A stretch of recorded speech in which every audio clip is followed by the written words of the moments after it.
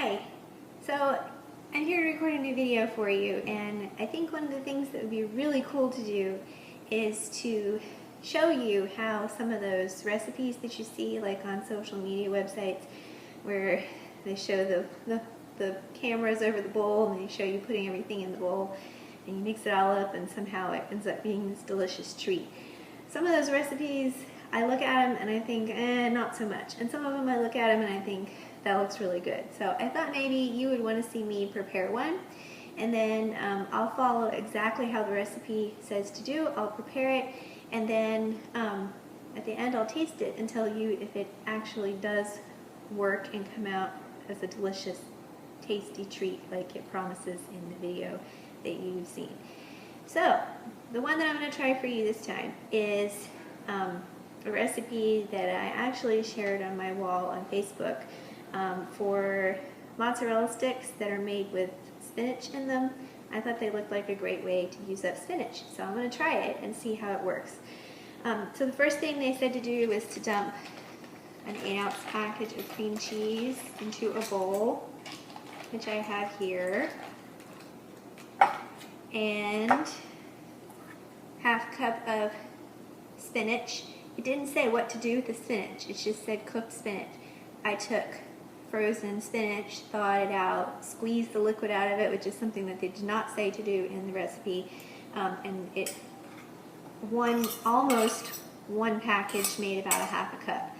So that's another thing they didn't tell. It just said a half a cup, but it didn't tell you how generally the little blocks of frozen spinach that you buy. How do you know how much a half a cup is? Well, in my package, we had eaten like a little piece of that package off, and the rest of it was in a bowl.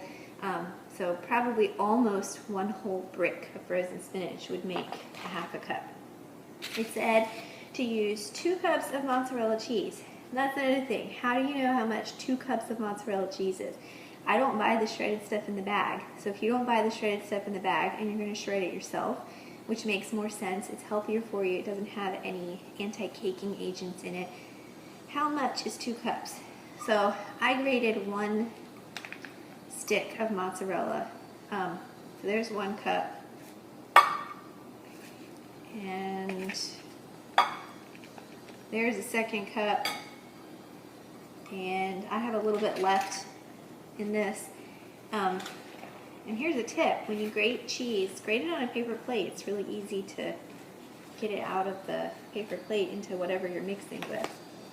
So a little more than 2 cups comes from 1 8-ounce bar of mozzarella. It would have been helpful if they had just said 1 box of spinach or half a box of spinach or 1 stick of cheese, but they didn't do that. So that makes it a little difficult to do this recipe. And then I have a teaspoon of garlic powder, a teaspoon of salt, and a teaspoon of pepper, and that's the seasoning that they called for. So I had an idea as I was getting all these ready that doing this with a mixer would be a lot easier.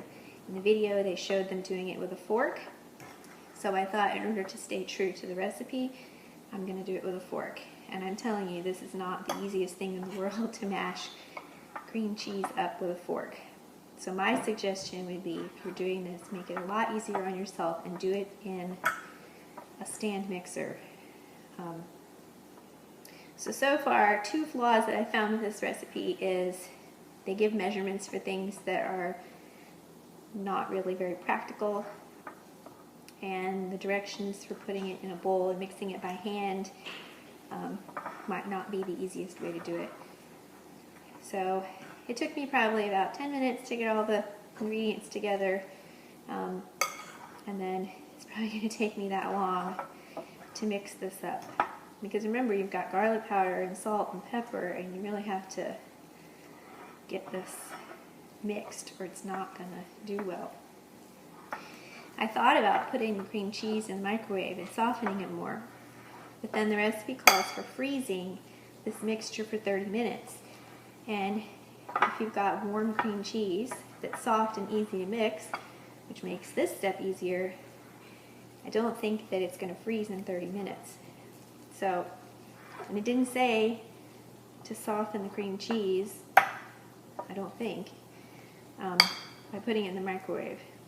So I'm still mixing, and as you can see, this is still very clumpy. This is going to take me a little while to mix. The next step that it said to do was to spread this all out on plastic wrap or freezer paper and then put it in the freezer for 30 minutes. I have my suspicions that 30 minutes is not going to quite be long enough. I'm going to follow the recipe and see what happens. Okay, I've got this mixed. It's probably not completely mixed the way I want it to, but I'm going to put this in the freezer paper and put it in the freezer for 30 minutes like the recipe calls, and when I'm done with that, I'll come back and show you what to do next. Like the video did when they laid it out to freeze it, so I put mine in a Ziploc bag, smoothed it out into a brick type shape, probably about 1/2 inch, 3/4 inch thick, and put it in the freezer. Half an hour didn't work, just like I thought it would. It would need more. And so I turned my freezer down a little bit and then put it in there like that. So I'm going to just cut this bag away and open this up. I wanted to show you how practical it is to deal with a brick of cheese on your counter. And as you can see, no matter how you do it, it's gonna be a little messy. Okay, so there's my brick of cheese. And now I'm gonna go ahead and cut this up. So I've got them all cut up into cubes or blocks, and by the time I got them cut up, they were already starting to soften, so I put probably 2/3 of these back in the freezer, and I'm just going to fry a small batch. That's another thing they should have pointed out, that you might have to stick them back in the freezer. So it showed flouring, then egg,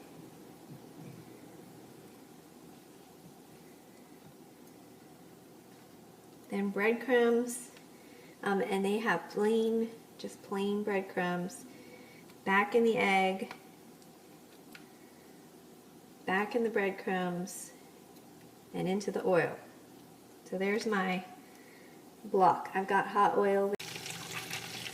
Okay, so I've breaded quite a few, and I've got these frying in a pot. Normally I would do these in my large electric skillet, because you can fry all of them at one time, but since I have to freeze them and fry them in batches, and I didn't want to use a whole lot of oil, you can fry them in a pot and make small batches, and then you don't have to use as much oil. If the oil is deeper, they'll float in the oil, as opposed to sitting on the bottom of the pan, and then they'll fry better.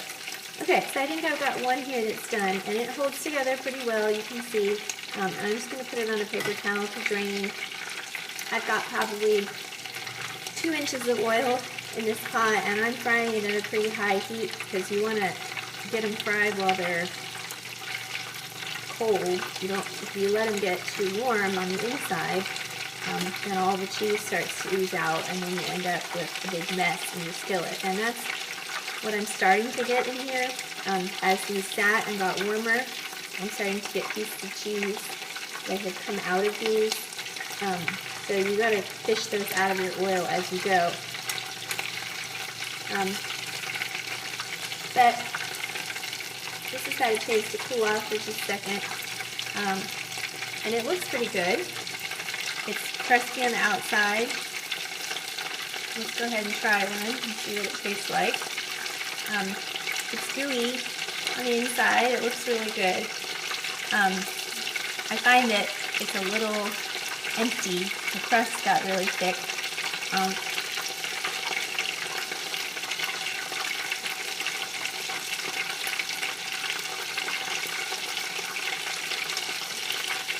Tastes really good.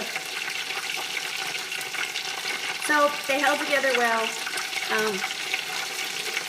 They're frying really nicely. The only thing that I would say is use dry breadcrumbs, not fresh breadcrumbs. I use fresh breadcrumbs because that's all I have. I just blended up some bread in the food processor or the blender and made it that way. So use dry breadcrumbs. You won't get quite as thick of a crust, and they'll not cool it down, not warm up the cheese inside, so you end up with a big crust and not very much cheese. But they taste really good. Great way to use up spinach. Nice and melty, crispy on the outside. They taste like deep fried spinach artichoke dip mixed with a mozzarella stick. So, if you want to make this video, I would definitely give it a thumbs up. I would say, don't go by the measurements in the video. Use almost 1 brick of spinach. Use 1 block of mozzarella cheese. And the only other thing I would say to improve on this is to maybe season your breadcrumbs and use dry breadcrumbs instead of fresh breadcrumbs like I did. You can put Italian seasoning and salt and pepper and garlic powder in your breadcrumbs to give it even more flavor. And it's a great recipe, so give it a try. I think this one deserves a thumbs up. Make sure you click like and subscribe down below and enjoy making your own spinach mozzarella sticks.